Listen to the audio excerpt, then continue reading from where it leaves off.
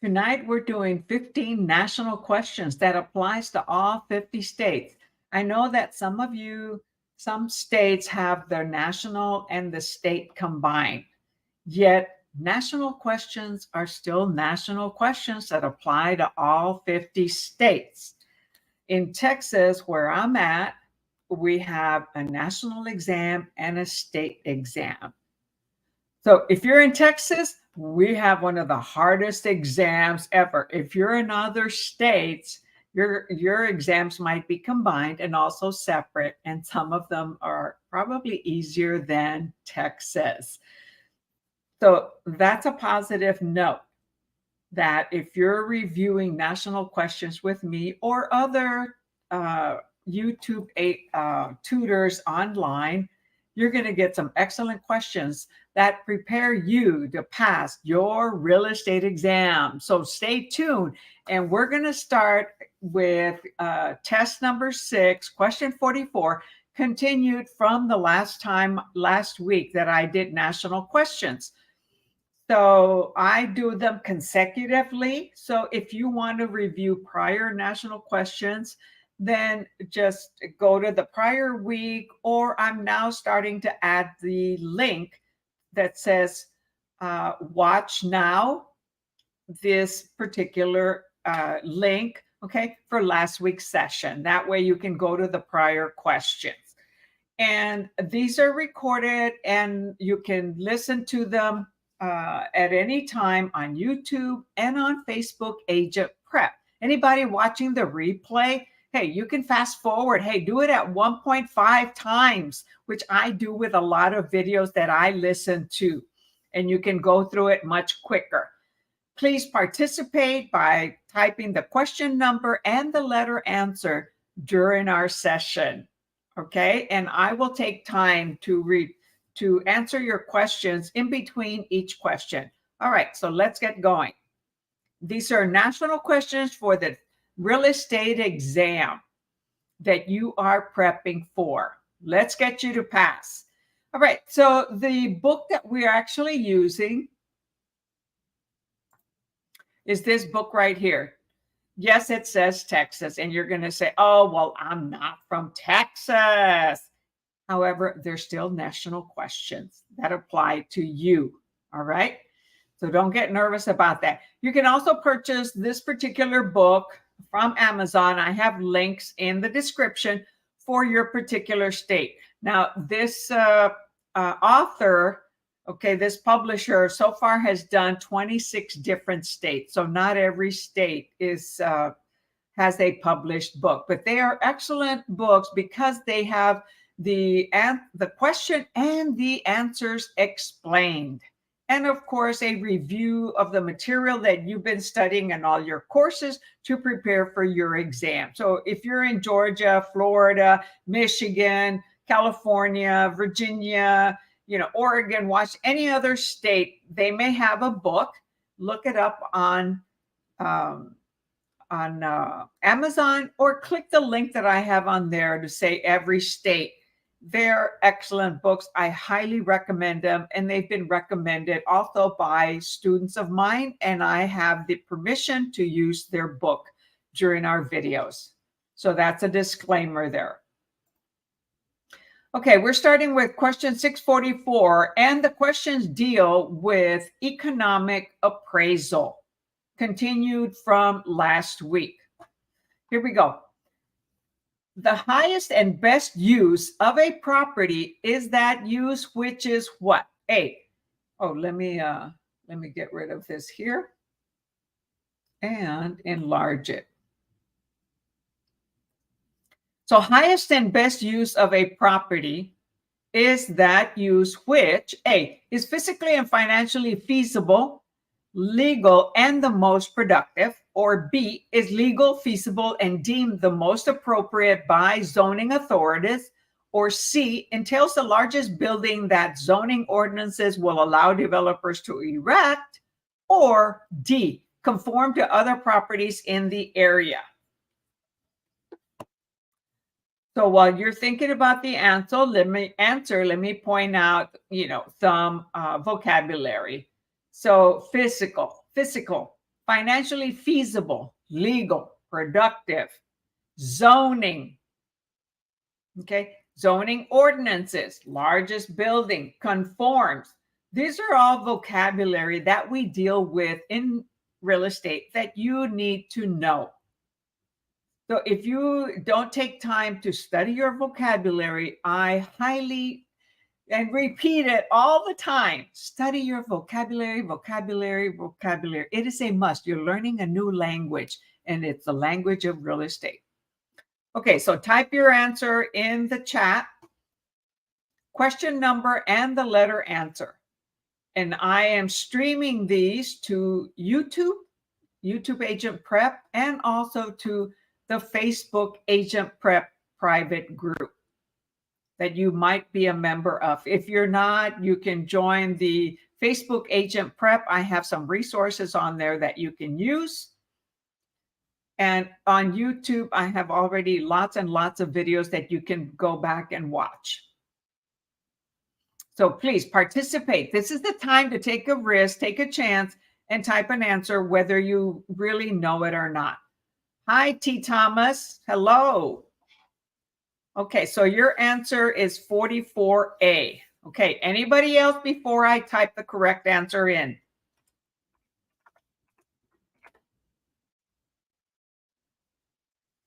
And yes, the answer is A. So the highest and best use of a property is that use which A is physically and financially feasible, legal, and the most productive. And it could be residential, commercial, industrial, farm and ranch, just land. Okay, so it depends on how the property is going to use. So it is physically and financially feasible, legal, and the most productive. So that is how we determine highest and best use. And the appraisers are going to compare with other similar properties. And so are we as realtors.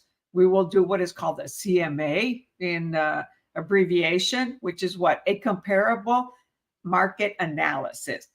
If it is to demonstrate to a seller what price we recommend them to list, we call it a competitive market analysis.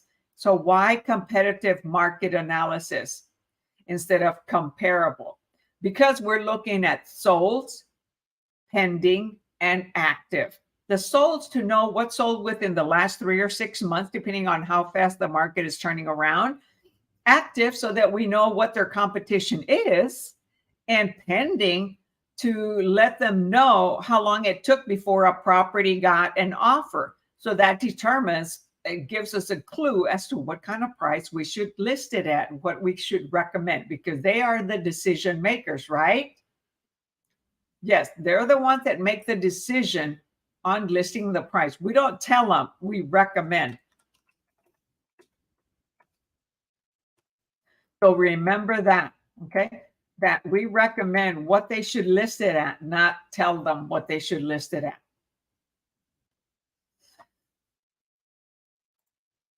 Number 45. Lynn just bought a house. She paid $187,500 for it, even though it had been listed at $195,000. An adjoining property owner, vocabulary, what is adjoining? Property owner, Ken, had tried to buy the property for $185,000, but had been refused. He now offers Lynn $190,000 for the house. Lynn is interested, so she hires an appraiser. What's an appraiser? The appraiser returns an estimate of value of $200,000. Which of these numbers can be called the market value? Okay, so what is that vocabulary? What is market value? What is market? So is the answer A, 187.5, B, 190, C, 195, or D, 200,000? Type your answer in the chat, including the question number and the letter answer. Okay, so it says that Lynn bought a house for $187,500 even though it has been listed at $195,000. So Lynn currently has it listed for $195,000. Now, the adjoining property, what is adjoining? A property right next to it, right? Ken had tried to buy that property for $185,000, but had been refused. No, I'm sorry. Ken, a property owner adjoining them, had offered 185 and the seller refused it. Now he offers Lynn, the seller, 190,000 for that house. Lynn is really interested. Who is Lynn? The seller. So she hires an appraiser. Who is she? Lynn hires an appraiser. The appraiser returns an estimate of 200,000. So that is what the appraiser comes out by comparing recent sales. So which number can be called the market value? All right, Thomas says C, which is 195,000. Unfortunately, that is not correct. Take another chance, Thomas.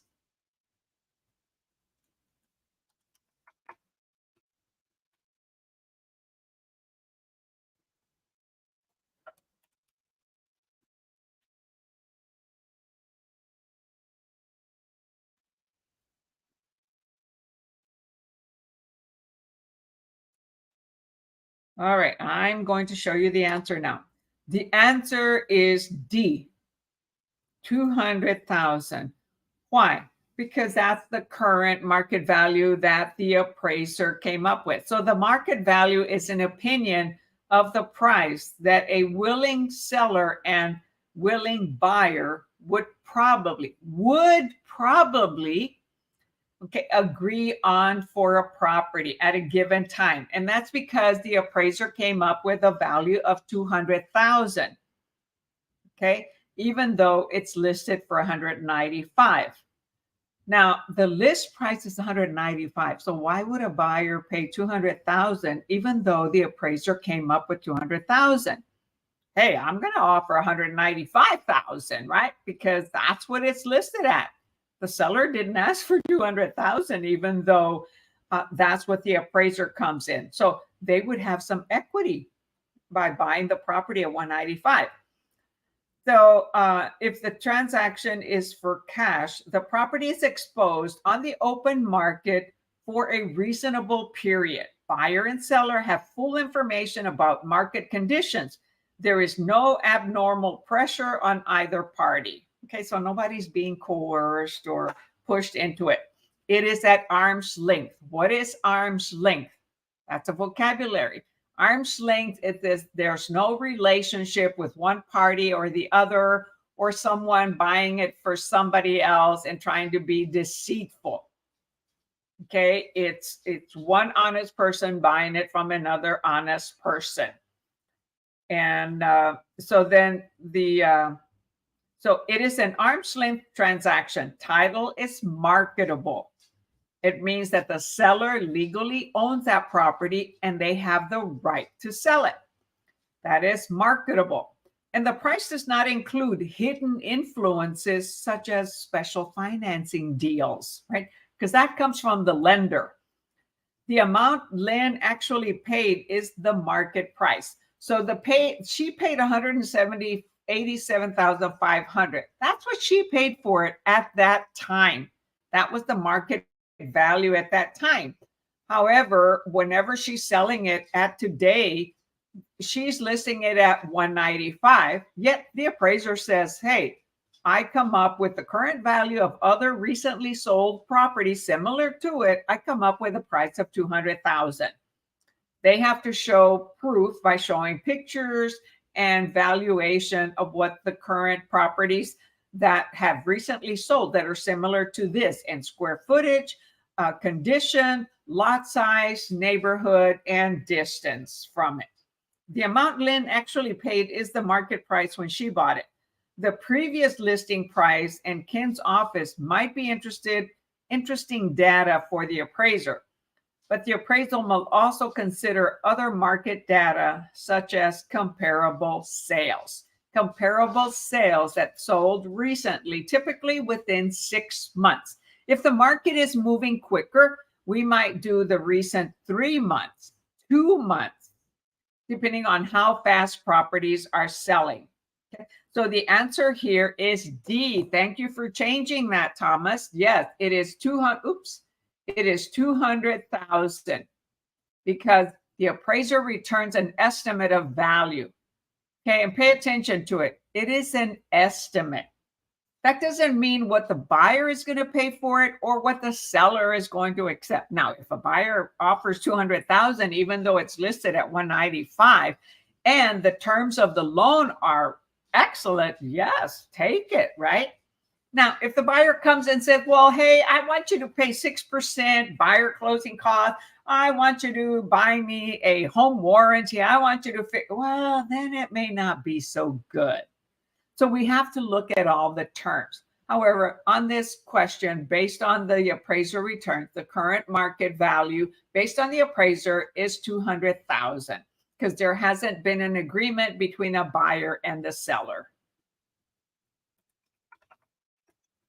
So a seller may get an appraisal before listing the property or during the listing to inform any buyers, hey, this is what it was currently appraised. However, I'm selling it for 195. So you're getting a good deal. You're going to go into it and have 5,000 in equity in addition to whatever down payment you make.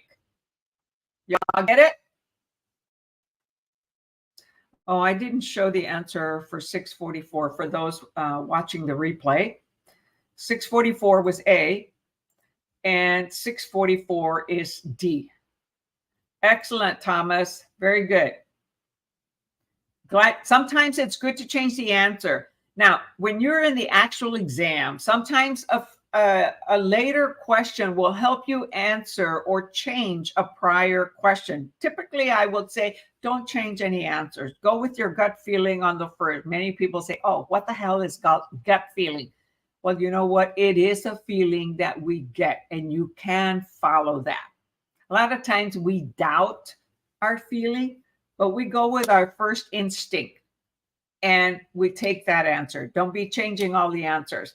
However, if a future question provides a clue to the answer of a past one, go back and change it. Then it's a good reason to change the answer. Otherwise, no. You're welcome. Thomas says, yes, thanks for explaining. You're very welcome.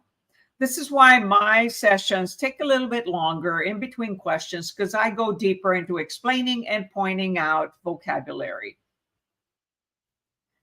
And I share with you my own real estate experience, because I am a currently practicing realtor.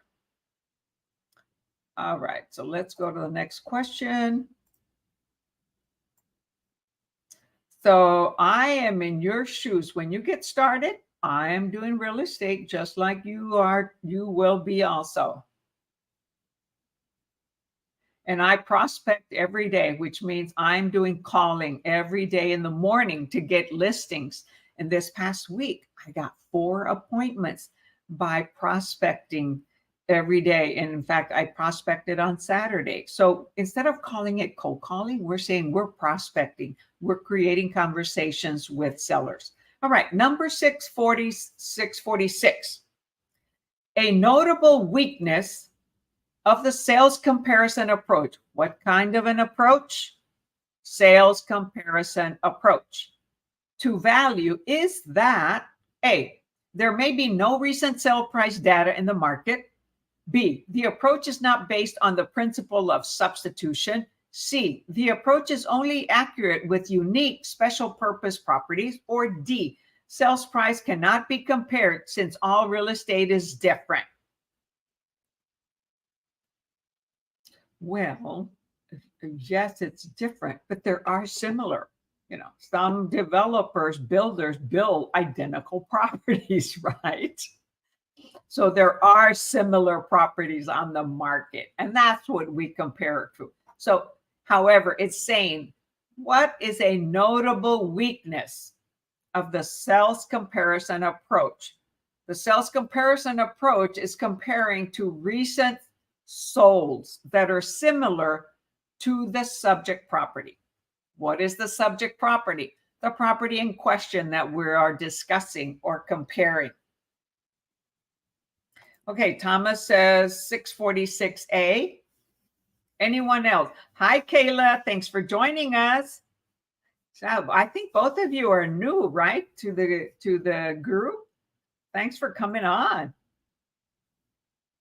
And if I've missed you before, I apologize. I didn't see you.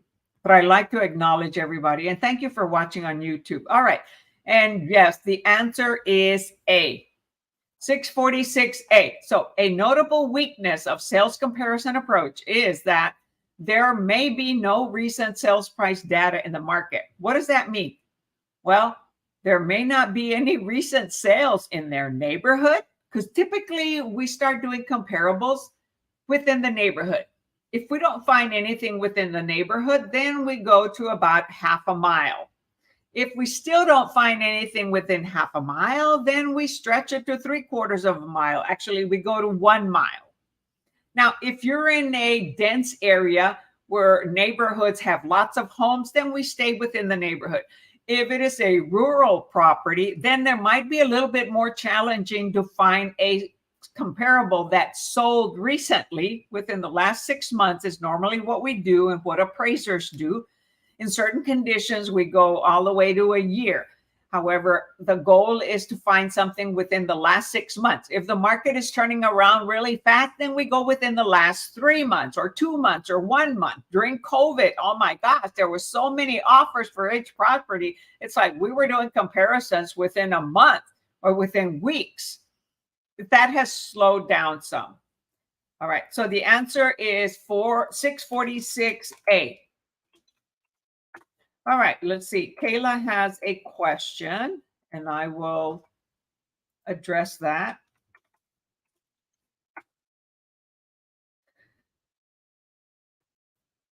All right, so let's see. Or she's making a statement. So Kayla says, yes, I'm studying to pass this coming Monday. Thanks for your video. Oh, you're very welcome. And hey, keep studying every day, Kayla. And not only questions, study vocabulary every day. And keep studying the questions until you get 100 score. Keep redoing the same questions over and over because every exam is different. They're going to have, of course, general questions. However, they will also make the questions totally different than what you've studied. Because why? They're getting you to think, right? To use common sense and think about it. Because in the real world, nothing is perfect. There's so many differences, so many challenges that we have to think about it and really look for the comparables. Okay, number 47. In the market data approach. So what kind of approach? What is the market data approach? An appraiser. Who is the appraiser and who were they licensed by? Please don't tell me the real estate commission. Well, at least in Texas, it's not the real estate commission that licenses. It's the appraisal board that licenses them. So in the market data approach, an appraiser does what? A, chooses nearby comparables, adjust the subject for differences. So adjust the subject property. So when they say adjust the subject, they mean the subject property. That's the property that's being sold, the property in question. And we're looking for other properties similar to it. So choose nearby comparables, adjust the subject for differences, and estimates the value. B, gathers relevant price data, applies the data to the subject, and estimates the value. C, selects comparable properties, adjusts the comparables, and estimates the value. Or D, identifies the price previously paid, applies an appreciation rate, and estimates the value. Keep in mind, what kind of approach? Market data approach, which is what? Comparable market analysis, a CMA. Okay, that is the market data approach. So which will it be? A, B, or C? Type your answer with the question number and the letter answer in the chat.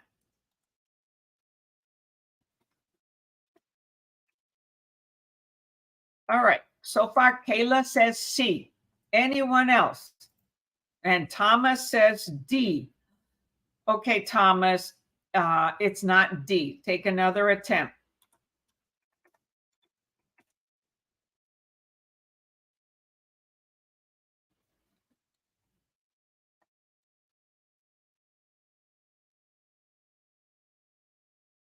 And so always look for little keywords like here, chooses, gathers, selects, identifies.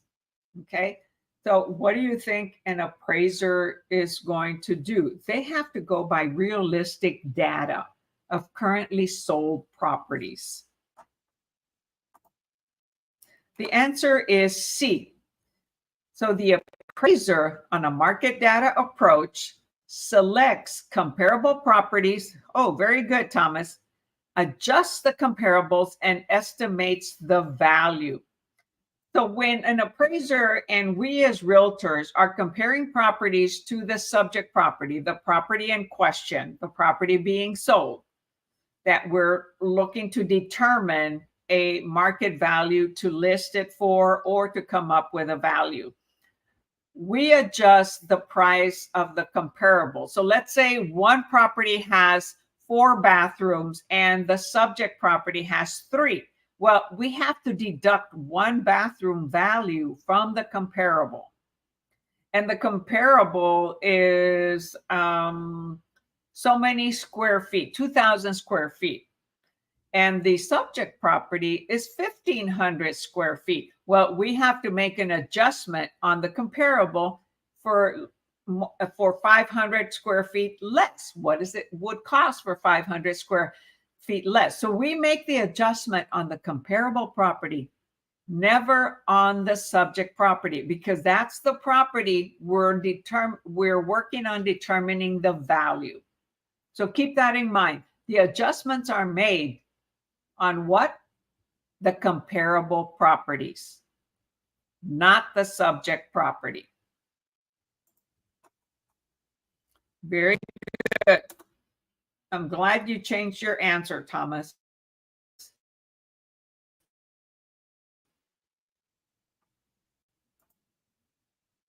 Number 48.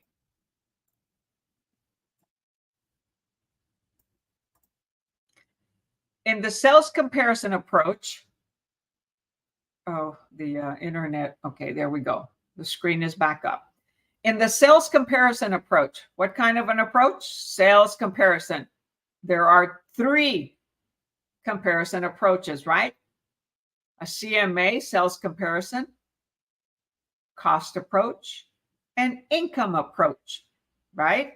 There are 3 different types of approaches to determine the value of a property. This one says the sales comparison approach.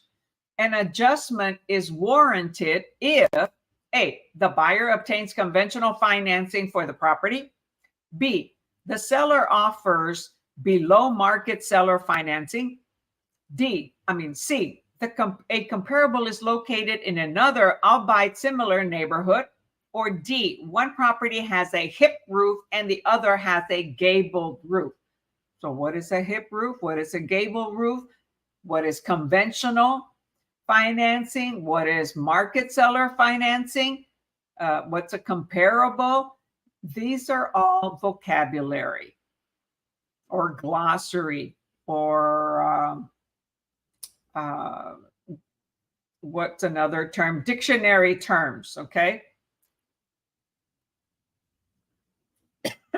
Excuse me. So in the sales comparison approach, an adjustment is warranted if what? So in other words, we can make an adjustment on the comparables if what? A, the buyer obtains conventional financing for the property. A lot of people get conventional financing. They get FHA financing, VA financing, rural financing with benefits from the government, or they do cash, right? So is the comparable approach, can adjustments be made only on conventional financing properties, or on the seller offers below market financing. So in other words, the seller is offering the financing, not the lender. Or C, comparable is located in another albeit similar neighborhood. Or D, one property has a hip roof and the other has a gabled roof.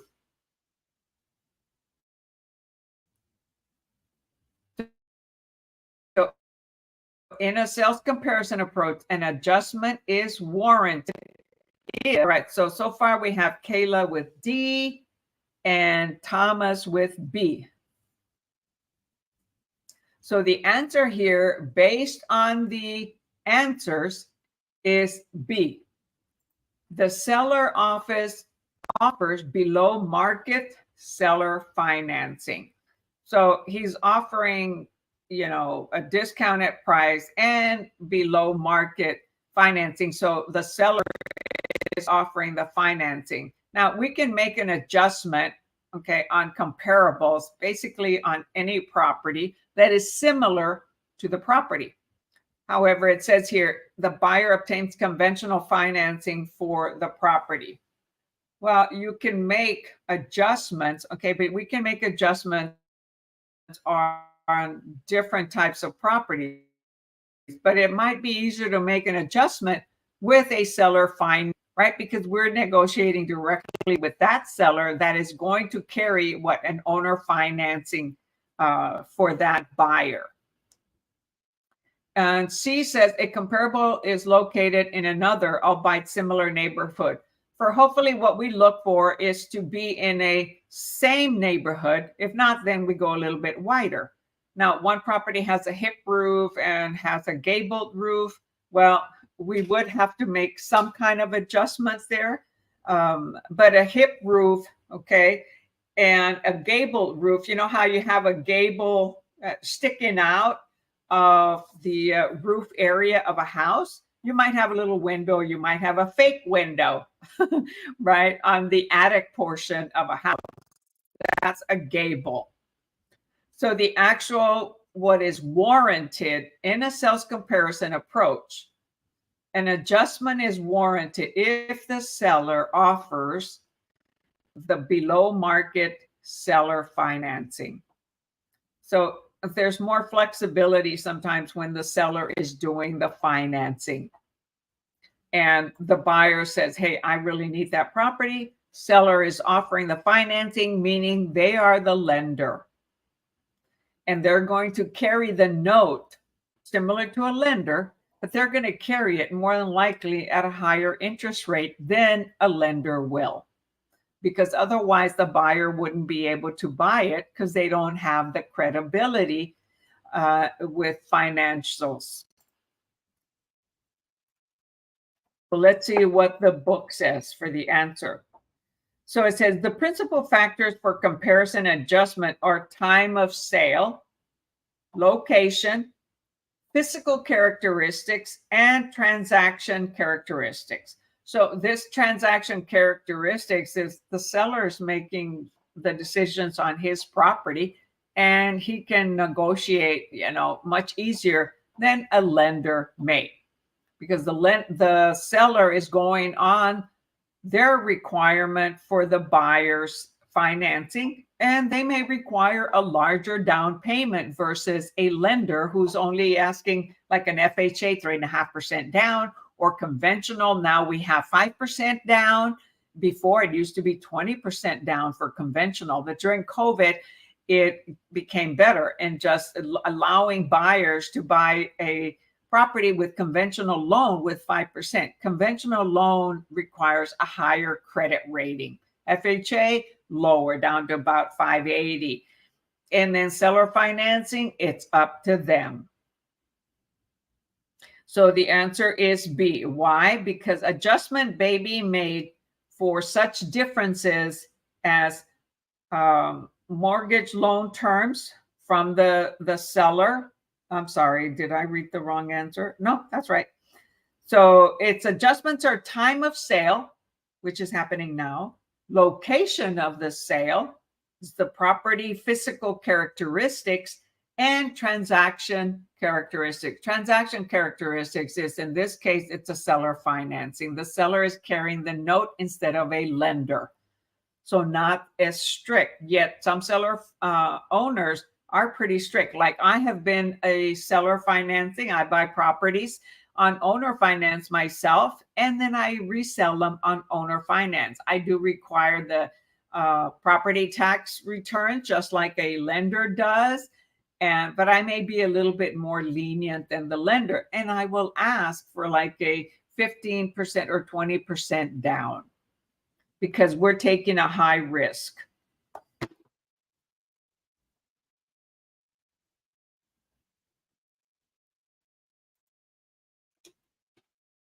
So you're going to be amazed at what you're going to learn once you become a realtor. So right now, your goal is to pass the exam. Get as many questions right as you can, learn your vocabulary so that you can answer the majority of the questions correct. Once you start your real estate business, you're going to go like an internship. You're going to get training, education, and you're going to practice. You're going to learn as you go. And you're going to be prospecting every day. What does prospecting do? Is you're going to be looking to create conversations with anybody and everybody that you meet or that you call.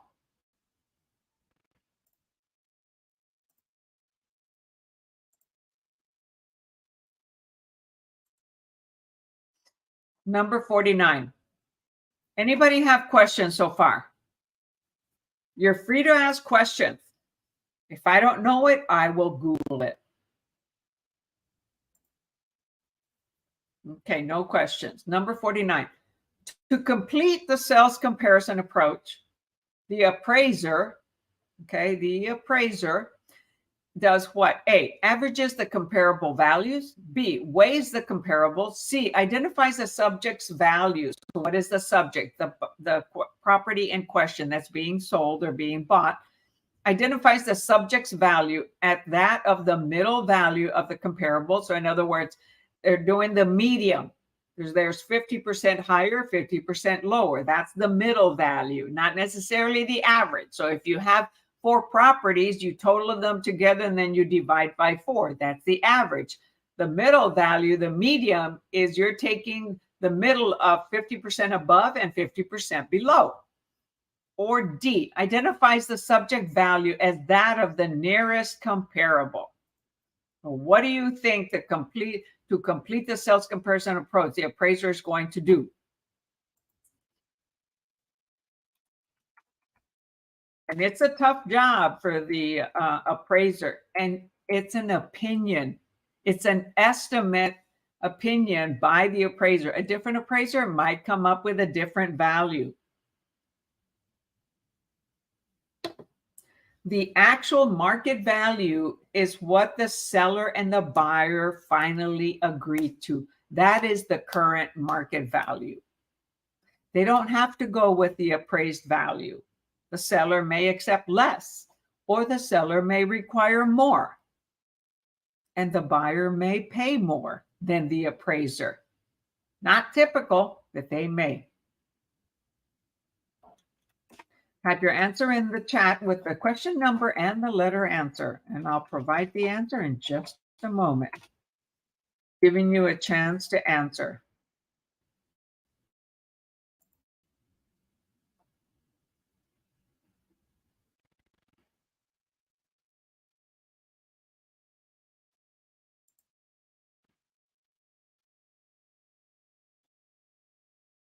All right, Thomas and Kayla both say B, and you're absolutely correct.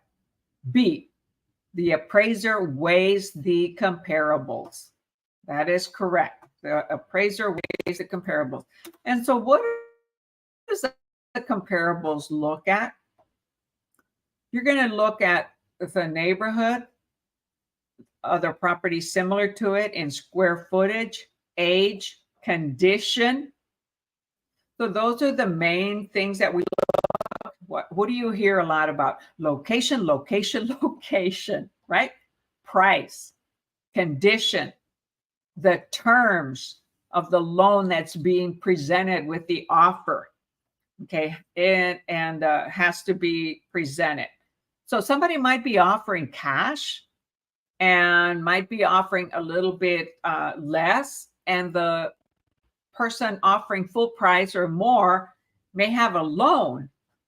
However, loans do fall apart.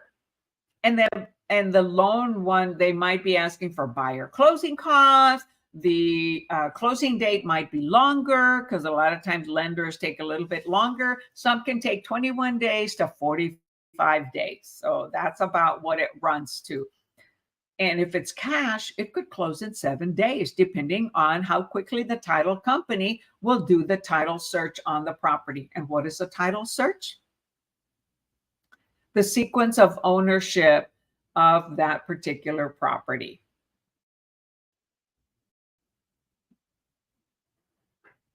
Very good. Awesome.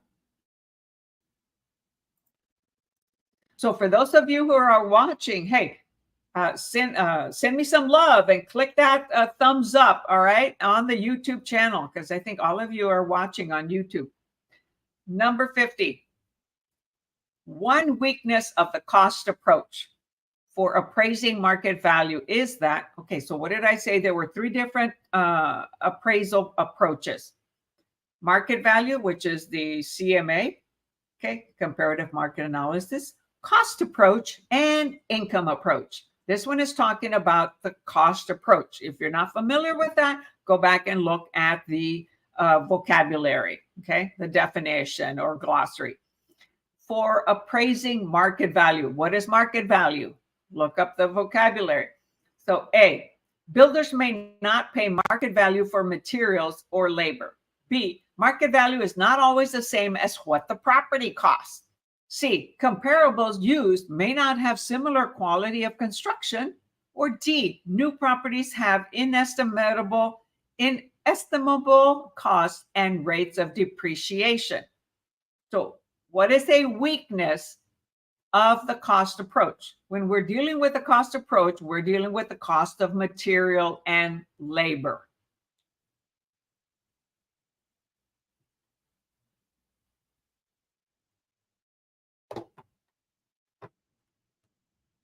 So something that was built, a few years ago, the cost of building material and labor might have been less. Today, to build that same house, if the material of wood, concrete, metal, anything that is used to build that home has gone up, then the whole cost is going to go up. And the cost of an electrician, a plumber, a contractor, a builder, okay, all those costs may also have gone up. Every area is different. All right, so far Thomas is saying B.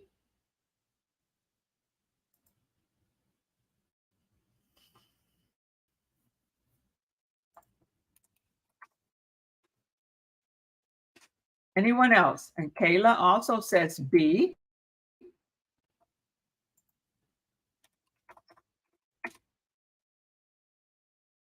And yes, the answer is B. So one weakness of the cost approach for appraising market value is the market value is not always the same as what the property costs. Right? Because the cost might have been cheaper years ago compared to today. So with today's material price cost to build the same house, it's going to cost more, right? So old properties appreciate. So the seller's going to say, hey, it costs a lot more to build my home today.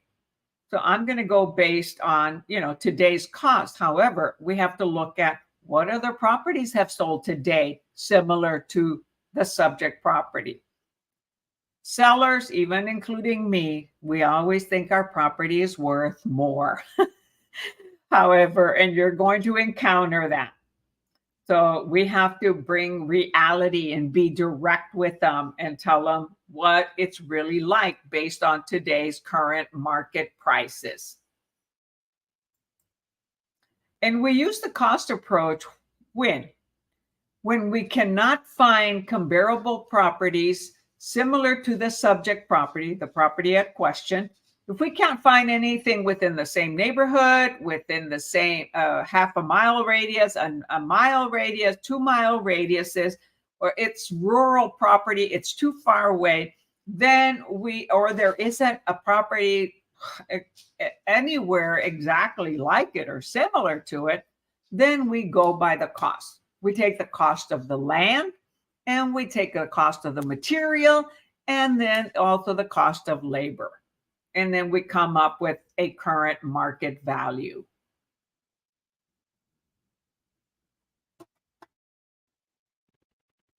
So that's what the cost approach does. The income approach goes based on what kind of income is the property producing.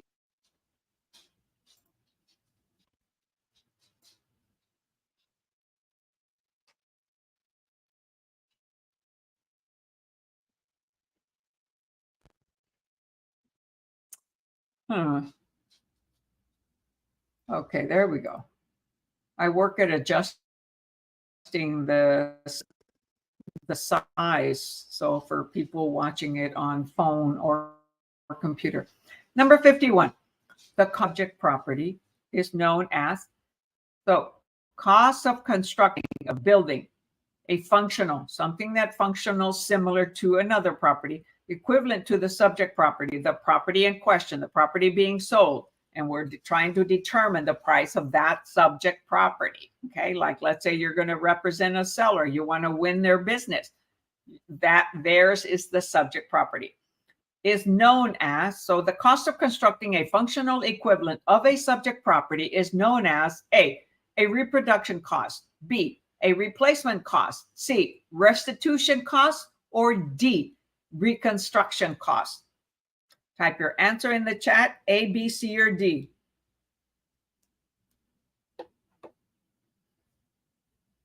So think about it. If you're a homeowner and you have homeowners insurance, okay, they usually talk about, what it's going to cost to rebuild that house, right?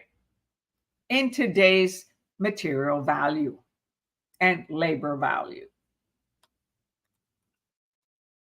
So what would it be? The cost of constructing a functional equivalent, a house that functions the same. In other words, if it's a 3-bedroom, 2-bath and has a half-acre lot and it's brick, what would it cost to construct another similar one to it?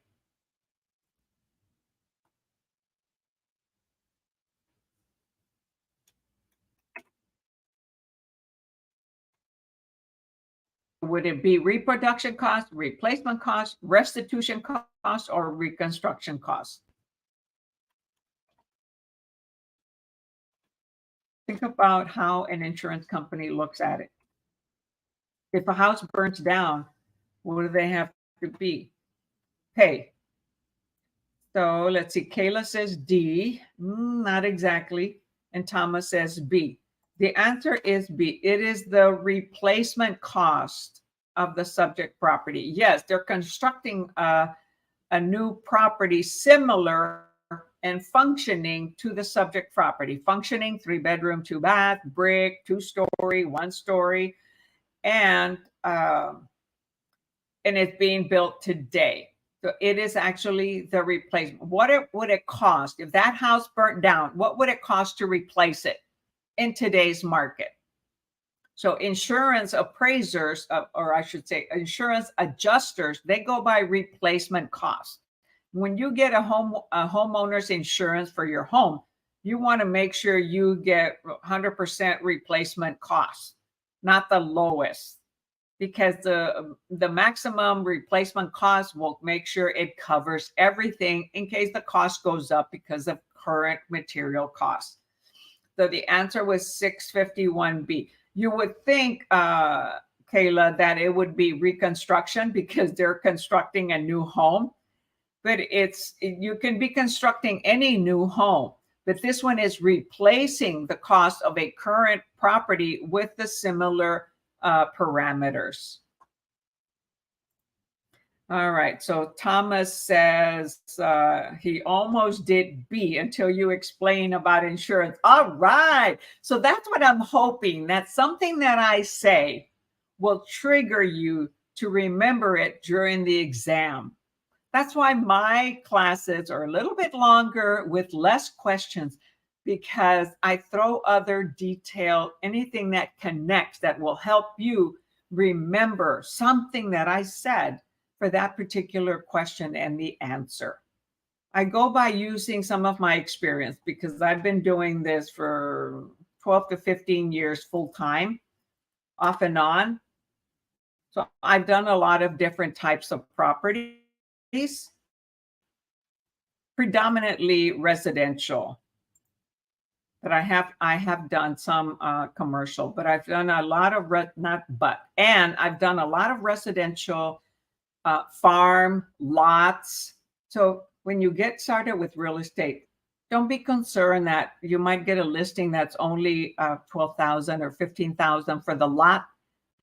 What you want to do is get exposure of view. The more listing signs you have up around your community, the more people will see them and say, oh, wow, that realtor, man, they're busy and they're hustling on my community. I'm going to use them.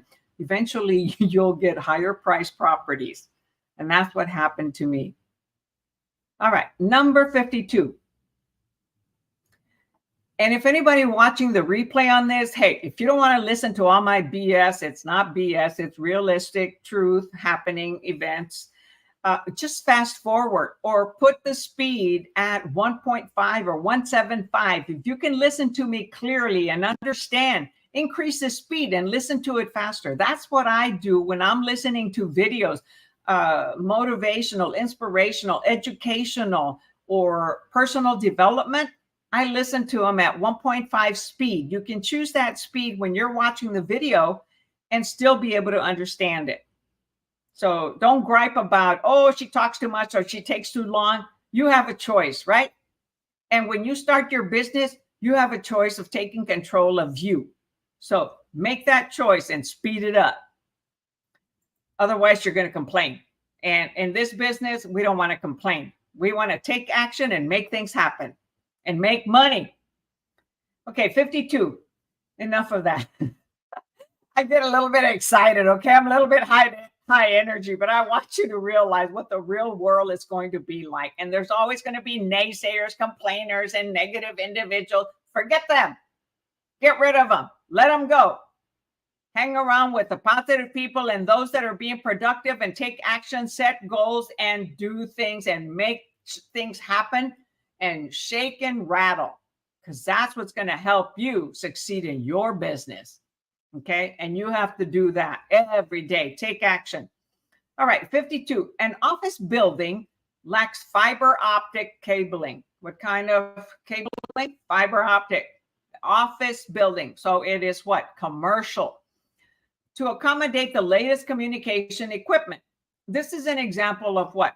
Okay. So this office building doesn't have local or most recent technology of fiber optic cabling to accommodate the latest technical communication equipment. So this is an example of what? A, physical deterioration. B, economic obsolescence. B, incurable depreciation. Or D, functional obsolescence. Remember, there's 3 different types of obsolescence, or how properties are how do you say, are examined and determined whether they can be improved or not. So if you don't know those, you want to go back and review that. And don't go back to your big, huge books that you took for the classes. Go back and do a prep book. All right? Listen to videos, Google it. All right, so this office building doesn't have the fiber optic cabling, and they may not be able to put it. Like where I live, we don't have access to optic fiber. So I have to deal with, just the normal hard cable, with Spectrum. I can't have AT&T fiber optic. So what does that make this type of building? Does it make it physical is it deteriorating? Is it affected by economy? Is it incurable depreciation, which you can't cure the fact that it depreciated because of its age or its functionality? Or is it a functional obsolescence? It's obsolete because of where it's located, how it functions, and it's not accessible. So fiber optic is not accessible in ours because it's a homeowners association and they would have to make drastic changes. So, hey, way to go, Kayla and Thomas. It is 52D, functional obsolescence. So the functioning about that office building is that they do not have fiber optic installed. A lot of newer buildings, they're including that. Or, AT&T or whoever else offers fiber optic will be nearby and they're offering it. However, if it's a type of building or HOA that will not allow it, then it's functional obsolescence. Okay. They would have to make a major cost to be able to have that functional optic. So as it is right now, it doesn't function to allow the fiber optic. It doesn't function with competitor businesses, office buildings that offer that. So they're probably going to have to rent for less because their competitors that do have fiber optic are going to be able to get a better price. Why? Because businesses want high-speed internet, just like I do. And sometimes I get frustrated because I don't have it when there's a major demand in the evenings. So many things to take into account. And that's where in these exams, they want you to have common sense and to think about it and stretch your mind and think about different types of scenarios as to what could impact these properties. So when you say, I've never seen that, I never heard that, I never studied that on my book. Well, they want you to think, use your own brain to think about it, analyze it. We watch the TV, we watch technology. I don't watch the news, okay? Too much negative energy out there. So I want to stay positive to be able to help my clients the best that I can in a positive attitude. It's tough to stay motivated and energetic in this business. So you want anything and everything that can help you stay that way.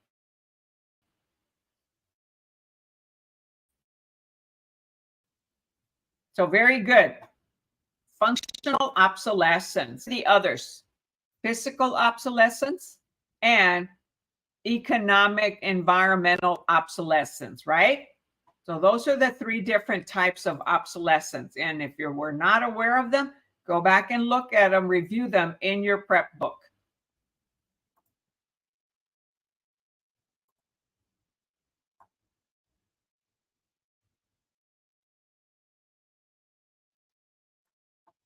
Okay, number 54. In appraisal, loss of value in a property from any cause is referred to as what? A, deterioration, B, obsolescence, C, depreciation, or D, deflation. So which is it?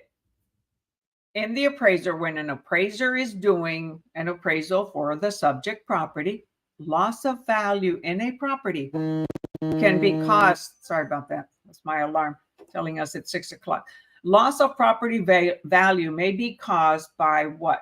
Deterioration, obsolescence, depreciation, or deflation.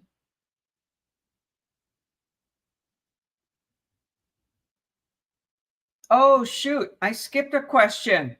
Okay, we'll do 54 and then I'll go back to 53.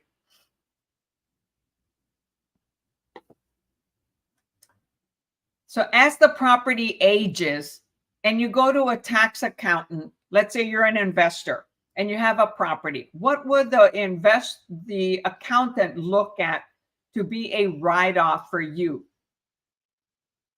Another way to ask it, why do investors buy real estate? Because they have write-offs, right?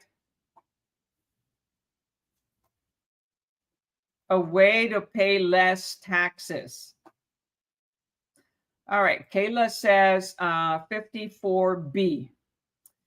Not exactly. Look up the word obsolescence. Loss of value. It's not obsolete. It didn't go away. It just decreased in value.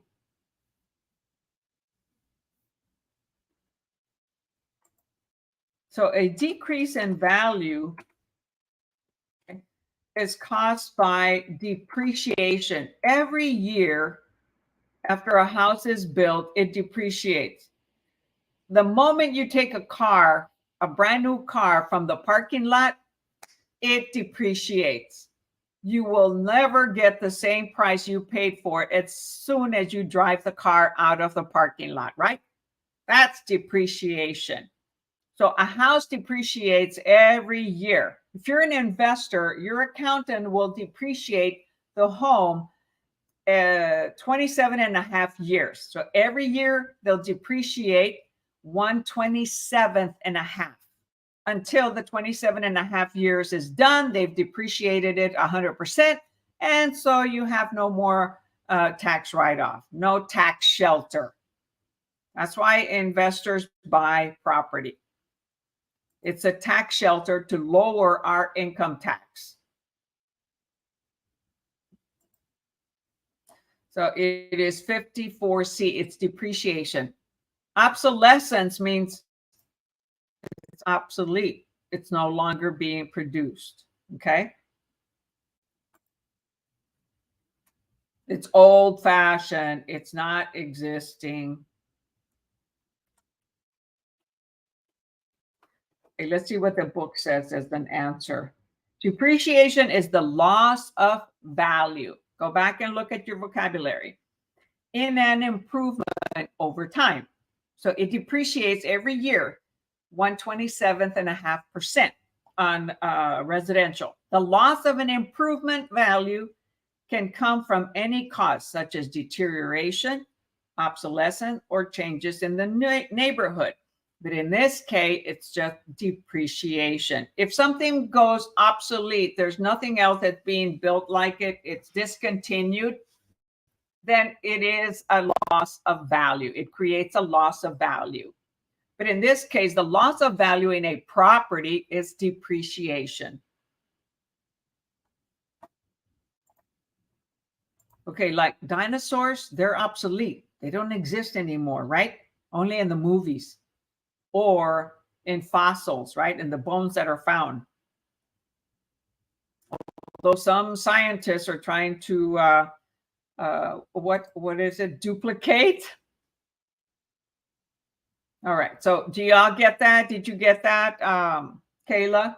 That it is depreciation?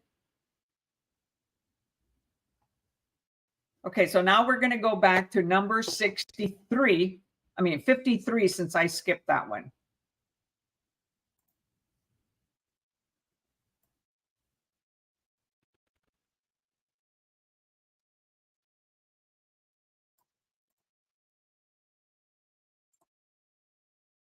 So anybody watching the replay, I lost track of numbers.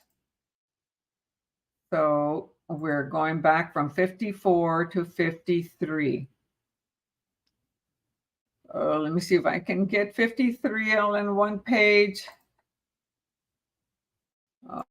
Bummer. And I do this to accommodate individuals that are watching it also on the phone, because it looks smaller there. All right, number 53. Yes, you get it, Kayla. Very good. So go back and review those vocabulary: obsolescence, depreciation, physical, functional, any of those terms on here. Go back and look at deteriorate, obsolete, depreciation, and deflation. Number 53. A home is located in a neighborhood where homeowners on the block have failed to maintain their property. So, oh man, they're crappy. Not necessarily. They maybe just haven't mowed the property. They haven't painted the outside. They haven't replaced their roof, things like that. This is an example of what? A, curable external obsolescence. So that means curable. It can be cured, but it says external obsolescence. B, incurable economic obsolescence. C, functional obsolescence. Or D, physical deterioration. So if they haven't maintained their properties, we call it deferred maintenance, which if they want to sell, they'll have to take a discounted price or do the maintenance.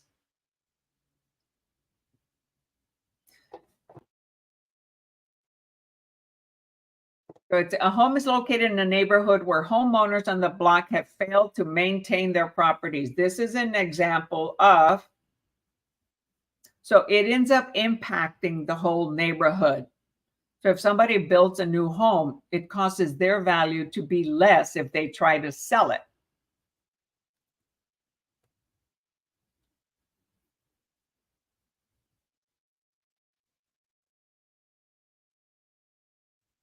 So type your answer in the chat.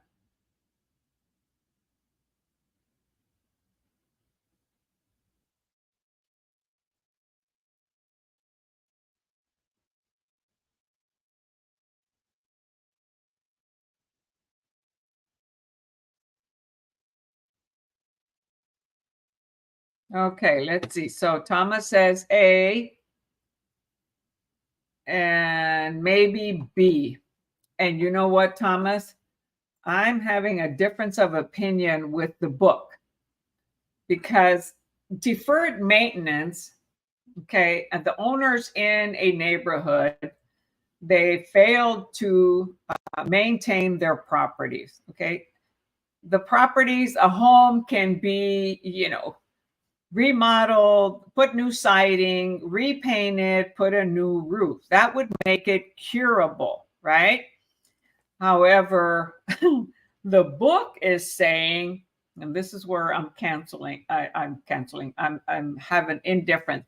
The book is saying the answer is incurable economic obsolescence, which means economic obsolescence means no matter how much money you invest in a property to improve the condition of the property, if the whole neighborhood was trashed and you improve yours, it's not going to improve the price of your property.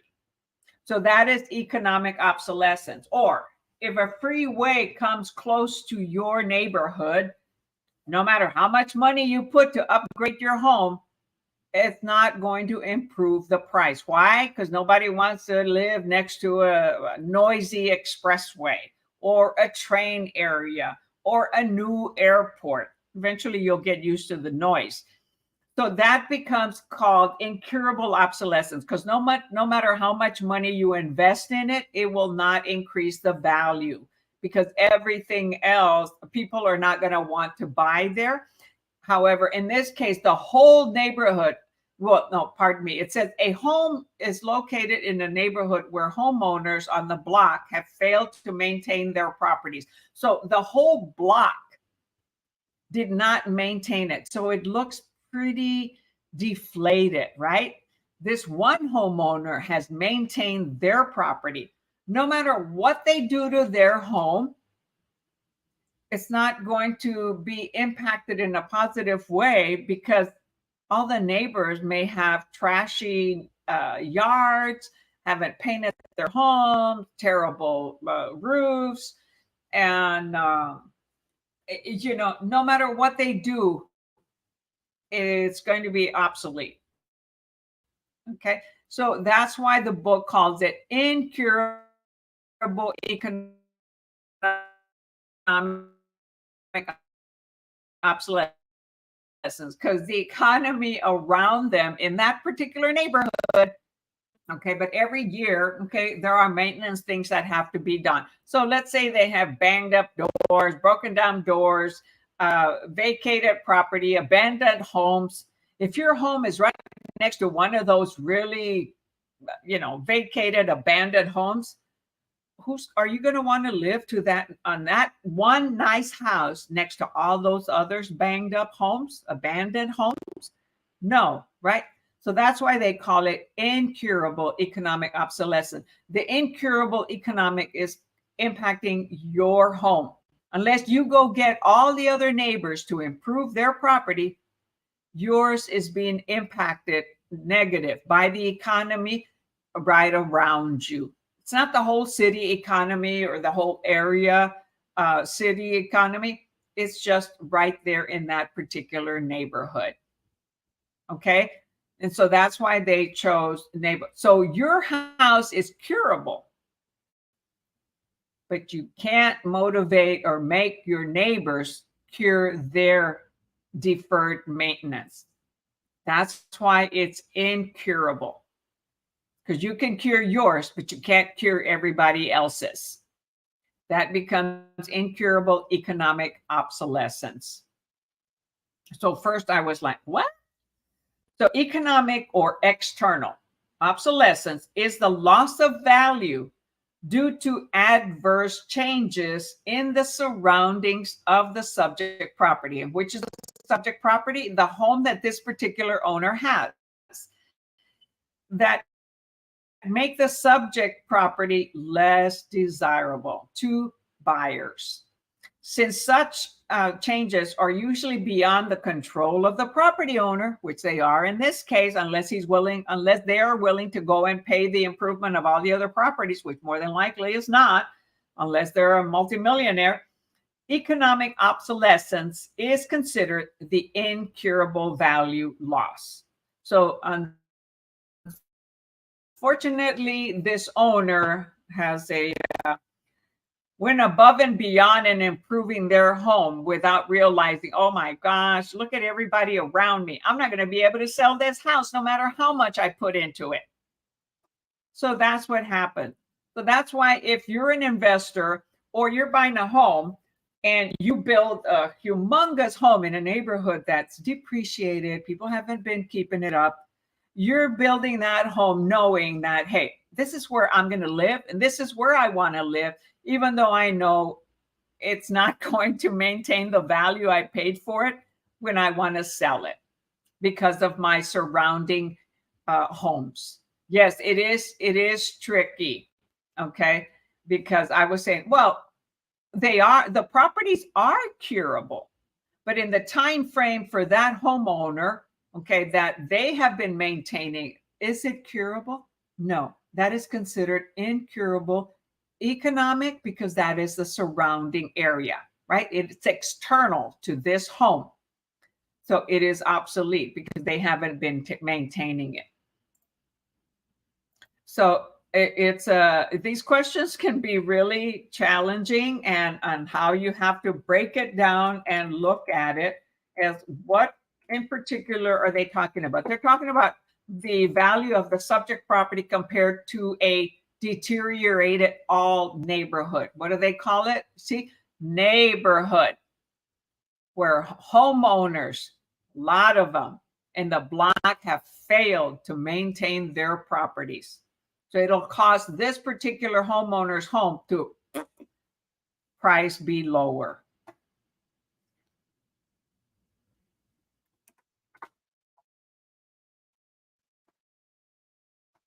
All right, 653. Okay, have we done 15 questions yet? No, I don't think so. We started out with 644. So we've got to go to 659 or 658, right? Yes. Because my title says 15 questions. All right.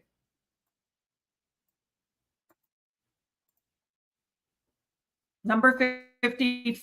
Oh, wait a minute. We already did 54. Now we're going to 55. 55. In the cost approach, after estimating the value of the land and the cost of the improvements, the appraiser does what? So when you're thinking of cost, what is the cost of material and labor to build this improvement? You also have to take in the value of the land. So you add the land with the improvement. That becomes the total cost. So the cost approach, after estimating the value of the land and the cost of the improvements, that's anything above the land, plus all the plumbing, electrical, and all that, and curb and gutter and driveway, okay? The appraiser, A, estimates depreciation, subtracts depreciation from cost, and adds back the land value. Or B, subtracts deterioration from cost, estimates land depreciation, and totals the two values. C, estimates depreciation of land and improvements and subtracts the total from original cost. Or D, estimates obsolescence and subtracts from the cost of land and improvement. Okay, one hint I will tell you, land does not depreciate. So now look at each answer when I say land does not depreciate. So go back and reread each answer and take into account that I mentioned land doesn't depreciate. So that'll exclude some of the answers.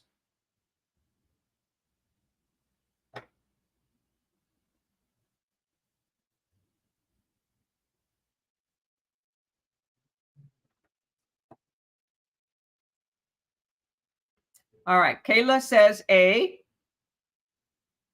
Anyone else?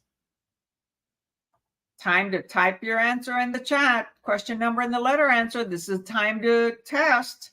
Okay, you're practicing questions to pass your exam. Don't be shy. Because in this real estate business, you've got to have some thick skin. You can't be shy. And if you are shy, you're going to work at building a thick skin and asking lots of questions. All right, Kayla and Thomas say A. And that is correct. The answer is A.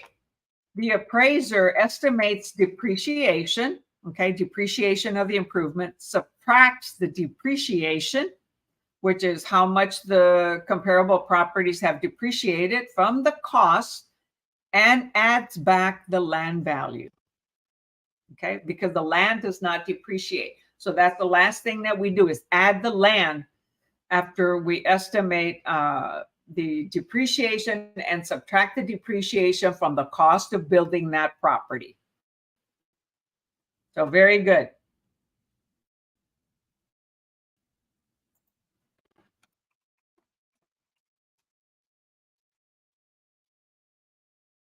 Always keep that in mind.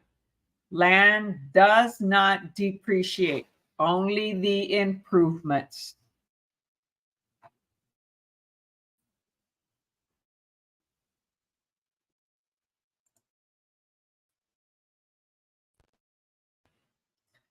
Use the cost approach. When there aren't any comparables within that are similar to the subject property. Subject property is the property in question that is being appraised, right? Income approach is used with commercial properties, income generating properties. 56, which regulatory entity / code establishes standards for appraisers' methods, reporting methods, and disclosures? A, Financial Institutions Reform, Recovery, and Enforcement Act, FIRREA. B, Uniform Standards of Professional Appraisers Practice, US PAP. C, National Association of Realtors Code of Ethics. Or D, Federal Appraisal Regulations and Licensing Board. So which regulatory entity / code establishes standards for an appraiser's methods, reporting methods, and disclosures?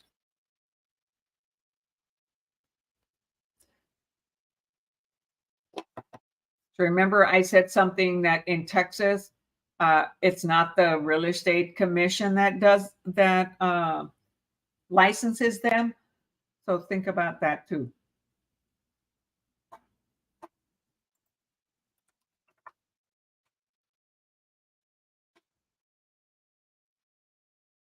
So a regulatory entity or code that establishes standards for an appraiser's methods, reporting methods, and disclosures.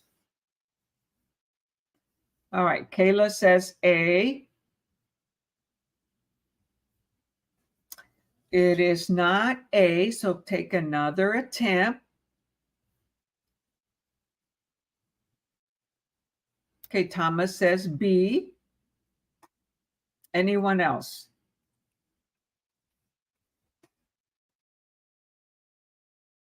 I'll give you a count of 5. Going once, twice, 3, 4, and 5. The answer is B. Uniform standards of professional appraisals practice. Okay, although the banks are the ones that typically order, the financial institutions are the ones that order appraisers. However, sellers can also order an appraiser, or a buyer can also get an appraiser, an appraisal. Okay, it's not necessarily them, but who regulates them? It's the Uniform Standards of Professional Appraisal Practice.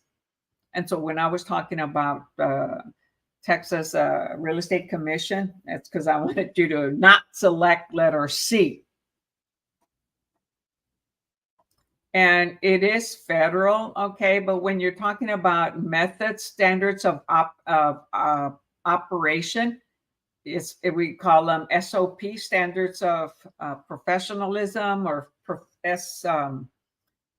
standard operating procedures. That is usually the methods and reporting methods and disclosures, uniform standards of professional appraisal.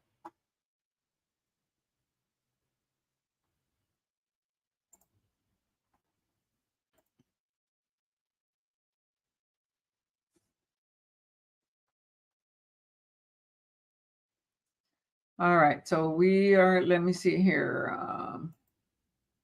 56, we've got a couple more questions.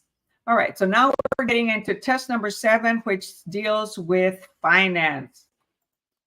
All right, so let's see, we have a question. Keyword for me was standards. Yes, okay, the establishes standards, so that was a good keyword to point out. Very good, Thomas. All right, test on finance. So it's number 1. What is lien theory states? There are lien theory states and title theory states. So this is talking about a lien theory state. A state in which mortgagee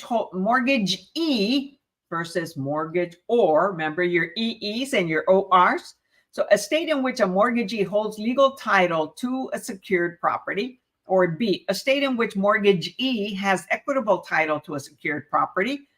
C, a state that allows a real estate owner's creditor to record liens against the owner's property. Or D, a state in which a lien is considered a conveyance. So what is a lien theory state? You either have lien theory or title theory.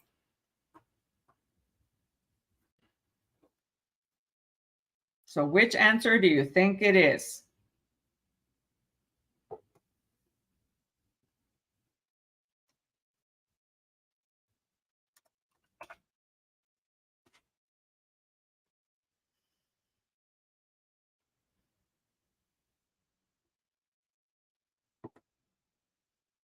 Type your answer in the chat. Question number and the letter answer.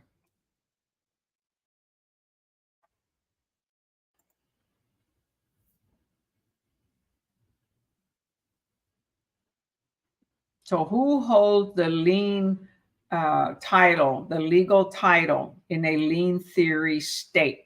Is what you want to think about. Is it the mortgagee or is it the mortgagor? And who holds the title, or who holds the legal title or equitable title? That's the difference. In a lien theory state or a title theory, either the lender holds the legal title or equitable title, or the owner holds the legal title or equitable title. All right, it is not D.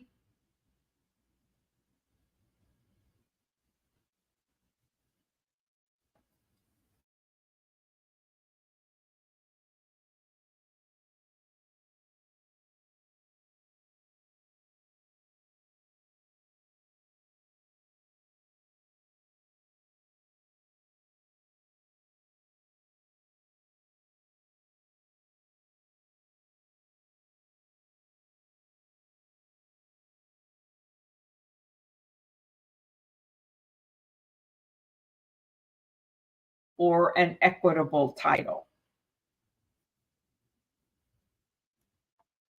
Okay, the answer is B. A state in which a mortgagee, who is that? The lender, right? The mortgagee is the lender, has equitable title to a secured property. The owner actually has legal title. Okay, like in Texas, we're a title theory. So the owner holds equitable title and the lender holds the legal title. So in a lien theory state, so the lender transfers the legal title to the borrower, which is now the new owner, and they keep an equitable title. So they have an interest in that property with that equitable title, but the owner owns the legal title.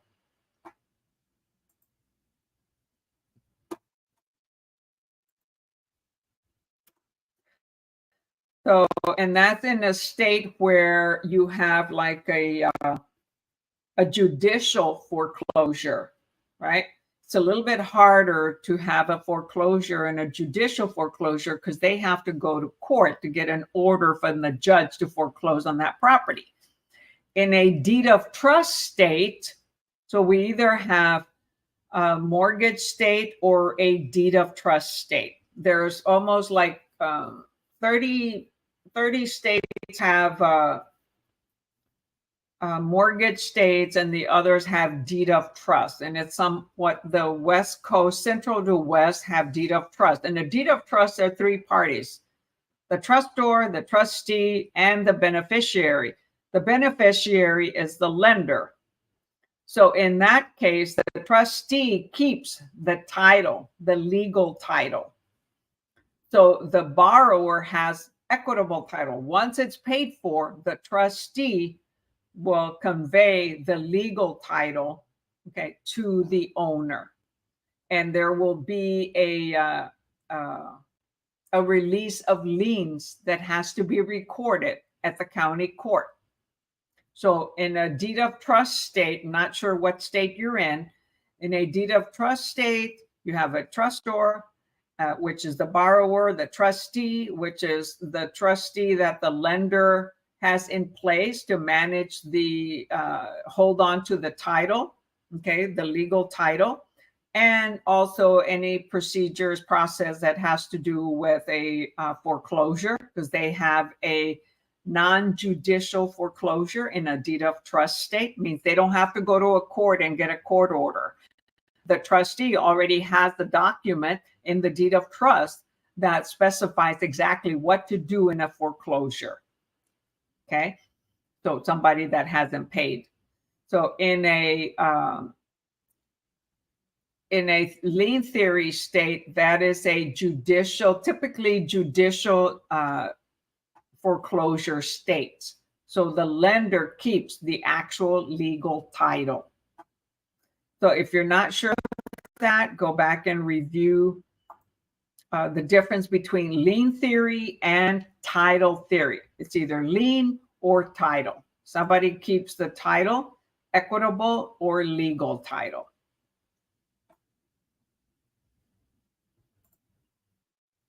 So find out what kind of state you are. A lien theory or title theory. Are you a non-judicial foreclosure or a judicial foreclosure? Non-judicial, no judge. Judicial, get a court order. Number 7.2, What is the function of a note in a mortgage or trust deed financing arrangement?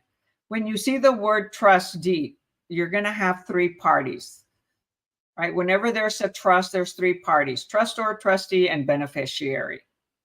Okay. So what is the function of a note? And what is the note? Oh, a promissory note. Oh, I promise to pay you this money every month for so many years.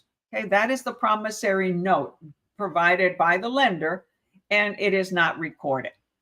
So when we were growing up, or some old school individuals, they would have a handshake, or they would write a piece of paper. I promise to pay you so much money in such terms. That's a note, a promise to pay.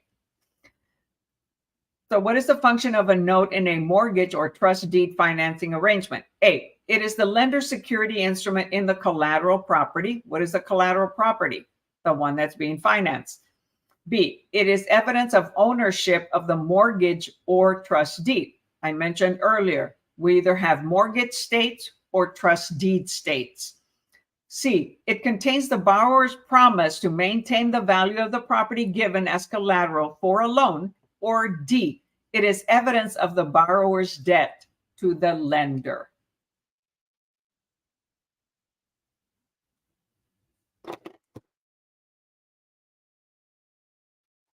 So what is a note in a mortgage or trust deed? Trust deed has a deed of trust, three parties involved. In a mortgage state, it's just the mortgage, and you do have a note to pay. And the foreclosure, it's a little bit more challenging because you got to go to court and get a judgment.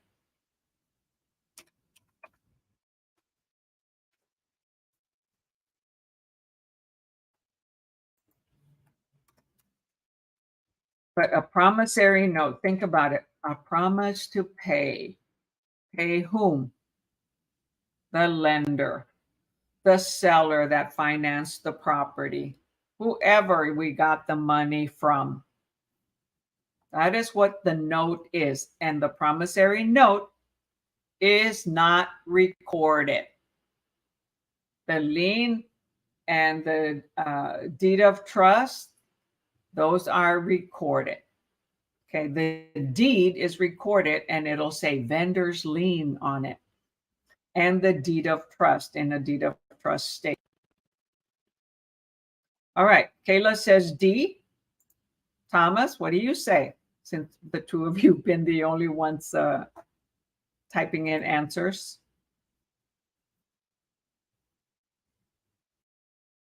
Come on, Thomas. Oh, Thomas says A. The answer is D. It is evidence of the borrower's debt to the lender. So the borrower promises to pay this loan to the lender, and the collateral is the property to make sure that the borrower pays that money.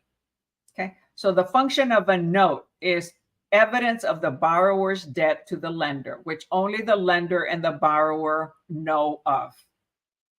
Okay, because it is not recorded, so it is not public information. The public doesn't have to know the details of that note that the borrower pays. And so what is recorded is the deed and the mortgage, or the deed of trust. Okay, because it says here what? A note in a mortgage or a trust deed or deed of trust financing arrangement. Okay, so Thomas, you said A. It is the lender's security instrument in the collateral property. No, it is the borrower's promise to pay. Okay, it is evidence. Okay, the borrower promises to pay that debt to the lender according to these terms. Okay, let's see what else they say here. A valid mortgage or trust deed financing arrangement requires a note as evidence of the debt, and only between the lender and the borrower.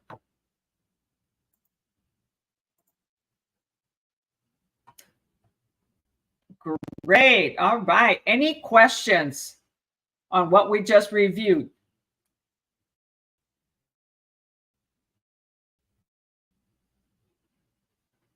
Okay. So far this evening, we reviewed economics about appraisal. So we did a lot of questions about the different types of appraisal approach, cost, comparable income. That really didn't show any income approach on those questions. Okay. But it was all about appraisals and coming up with a value of a property and the different types of obsolescence, right? Property obsolescence, economic obsolescence, and functional obsolescence, right? And then a couple on finance. So we'll continue finance in the next national session, which should be next week. So right now I am doing a Texas state session and then a national session, okay, each week. And I was trying to add vocabulary. That would mean 3 sessions a week.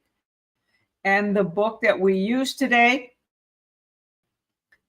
and don't be deterred by the fact that it says Texas. Those are national questions that are common to all 50 states.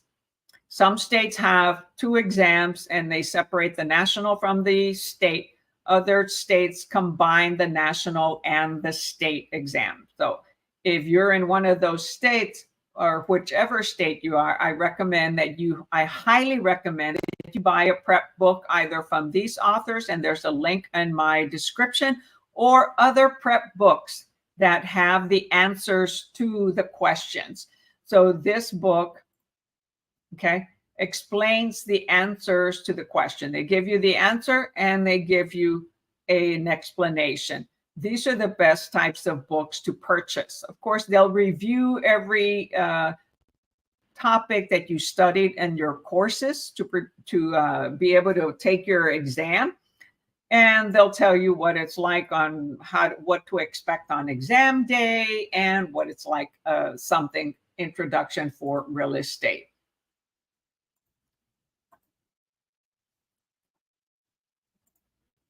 And so I do the prep classes every week on Tuesday and Wednesday. Sometimes I also do Thursday. And so it depends on how busy I get.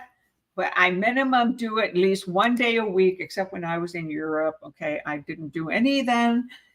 And I do the classes with questions consecutively from that particular book that I just showed you. So if this is your first time to my channel, remember to tap the subscribe button and click that little bell so you get alerts every time I go live or anytime we upload videos or shorts. We've been uploading shorts on one vocabulary word at a time. I've been doing this for 8 years. Live in person and then Facebook and now on YouTube. I'm going to be going on 3 years, probably October. So there's a lot of older videos that you can review. And on the description, I'm now posting the prior video of prior questions to this one if you want to continue the book consecutively, if you happen to have it, or you want to look at other national questions. So I do predominantly Texas state because I am in Texas. And then national and vocabulary. I have lots and lots of videos already about vocabulary.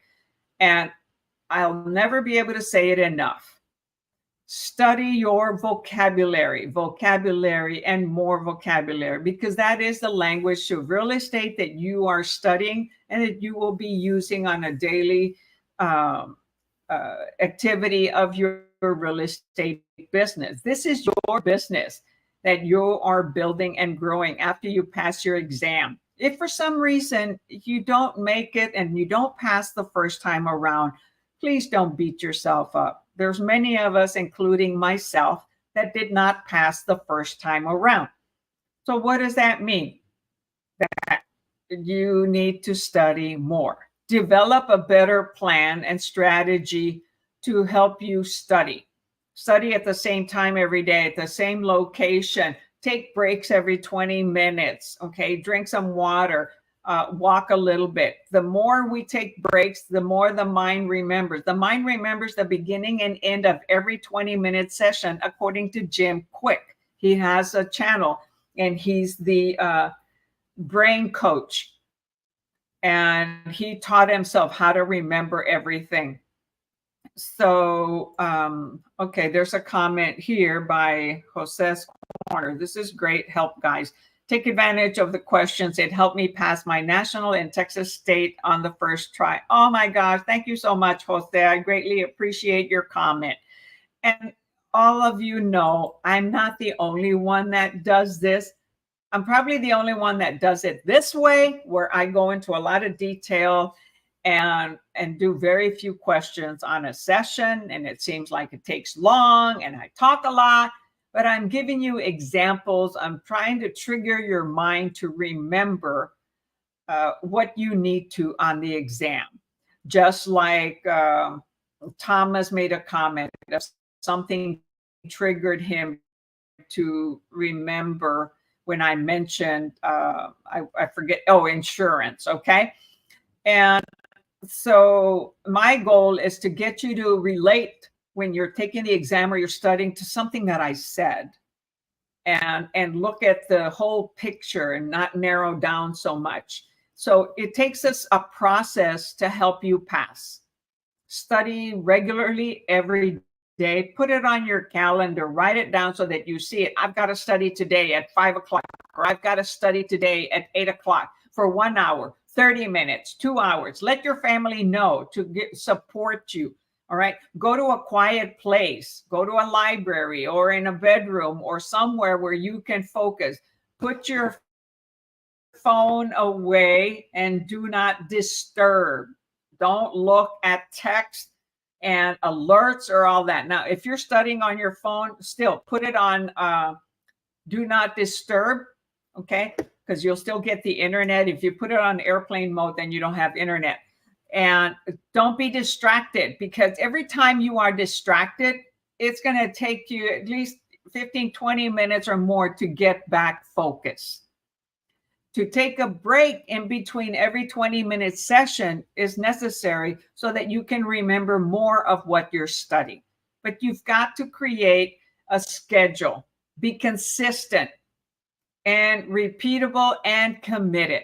Study vocabulary, study question. Study the darn questions until you get 100 score. Don't just go for a 70 score, because the actual exam is tougher. All right, got to push yourself harder and realize that.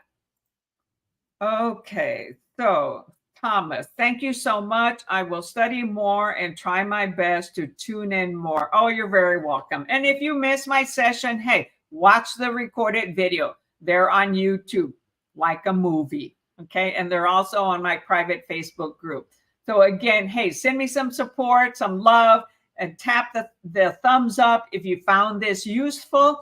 And we'll catch you next time, next week or tomorrow for Texas questions. Catch you all later. Love ya. Bye. Be committed. Take action and affirm. I passed, I passed, I passed. Ask, believe, and receive. Bye.